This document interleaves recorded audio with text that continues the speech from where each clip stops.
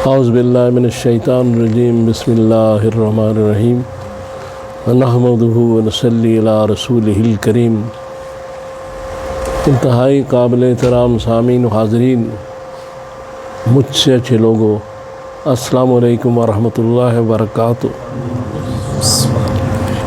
درود پاک پڑھ رہے ہیں، اللہم صلی علی محمد وعلی آل محمد وبارک وسلم۔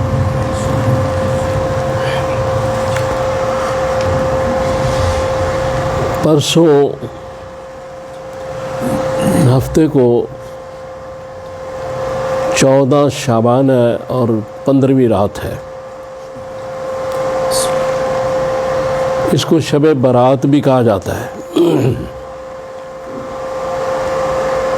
اس کے بارے میں علماء میں بھی اختلافات موجود ہیں، اور بعض حضرات اس کو فضیلت والی رات نہیں سمجھتے، بعض سمجھتے ہیں، لیکن جن علماء دین کا اس پر استدلال ہے وہ یہ فرماتے ہیں کہ 10 صحابہ کرام سے اس رات کی فضیلت ثابت ہے، اور پھر اس کے بعد تبع تابعین اور دوسرے لوگ صحابہ کرام سمیت اس رات کی فضیلت سے فائدہ اٹھاتے رہے۔ تو خیر، یہ ہم مسلمانوں میں اختلافات موجود ہیں ہر جگہ۔ اللہ تعالیٰ ان اختلافات کو دور فرمائے۔ دیکھیں، اس میں جو احادیث مستند ہیں ان سے یہ بات ثابت ہے کہ حضور سرور کائنات صلی اللہ تعالیٰ علیہ وآلہ وسلم نے شعبان میں بہت زیادہ روزے رکھے، نفلی، رمضان کے بعد اس مہینے میں، اور آپ یہ فرماتے تھے کہ یکم سے لے کے 27 تک اگر کوئی روزہ رکھنا چاہے تو اس میں رکھے، لیکن 28 اور 29 کو منع فرمایا گیا اس۔ اب اس میں مسئلہ یہ ہے کہ یہ رات جو ہے اس میں کرنا کیا ہے؟ اس میں عبادات الہی بہت ضروری ہے، نوافل پڑھے جائیں، اللہ کی حمد و ثنا کی جائے، رسول اللہ صلی اللہ علیہ وسلم میں درود شریف پڑھا جائے، اور دوسرے جتنے بھی اچھے اور اعلیٰ کام ہیں دین میں وہ کیے جائیں۔ اس میں 15 شعبان کو روزہ رکھا جاتا ہے۔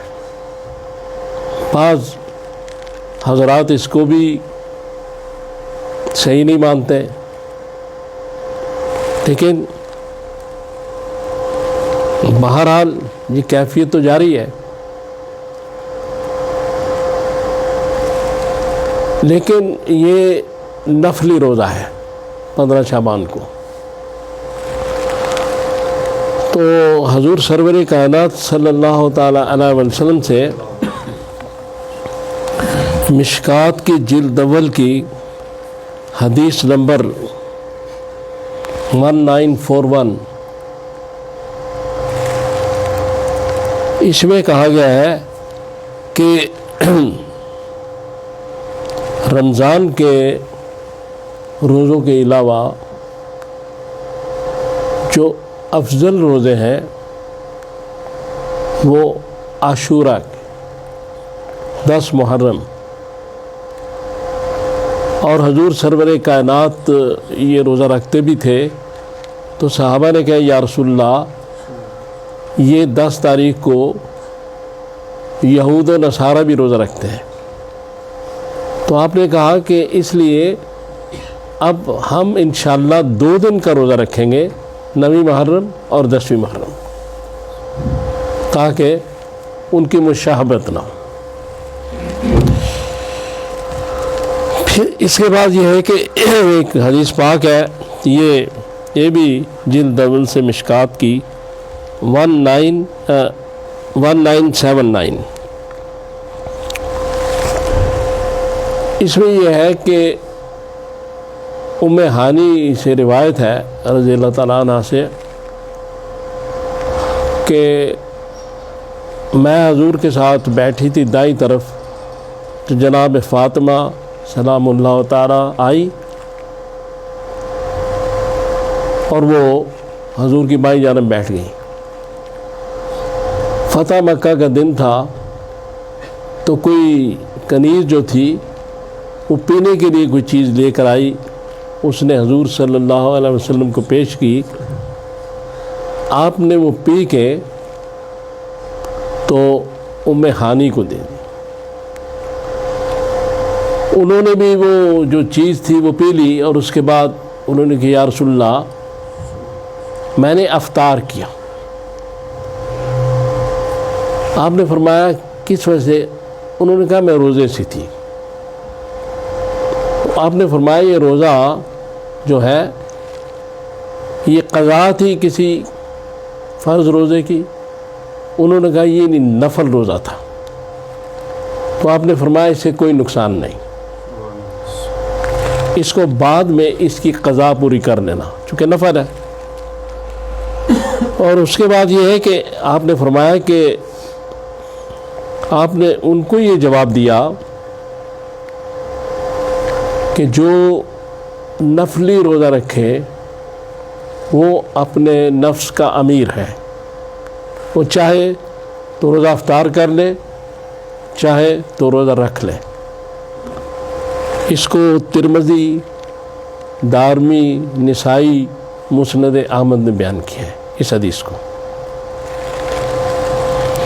میں یہ اس لیے حدیث بیان کر رہا ہوں کہ ایک بہت بڑے بزرگ حضرت بختیار کاکی رحمۃ اللہ علیہ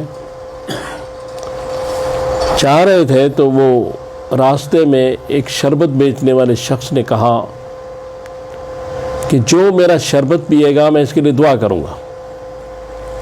تو آپ بہت بڑے بزرگ تھے، آپ کے ساتھ مریدین بھی تھے، تو آپ نے اس سے شربت خریدا اور پی لیا۔ کچھ دور چلنے کے بعد مریدین نے استفسار کیا کہ حضرت آپ کا تو روزہ تھا، تو آپ نے فرمایا یہ میرا نفلی روزہ تھا، اس کی قضا میں بعد میں کر لوں گا، لیکن اس کی دعا پھر مجھے نہیں ملنی تھی۔ یعنی یہ اس حدیث کے مطابق ہے کہ نفلی روزہ دار اپنے نفس کا امیر ہے، وہ چاہے تو روزہ رکھ لے، چاہے اس کو کنٹینیو کرے، چاہے افطار کر لے، لیکن بعد میں اس کی قضا کرے۔ پھر حضور صلی اللہ علیہ وسلم شعبان میں کثرت سے یہ روزہ رکھتے تھے۔ میں نے جو گزارش کی، تو ایک شخص جب آیا آپ کے پاس